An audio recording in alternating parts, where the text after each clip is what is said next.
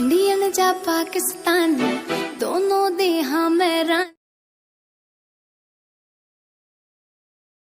मस्तानी इंडियन जा पाकिस्तानी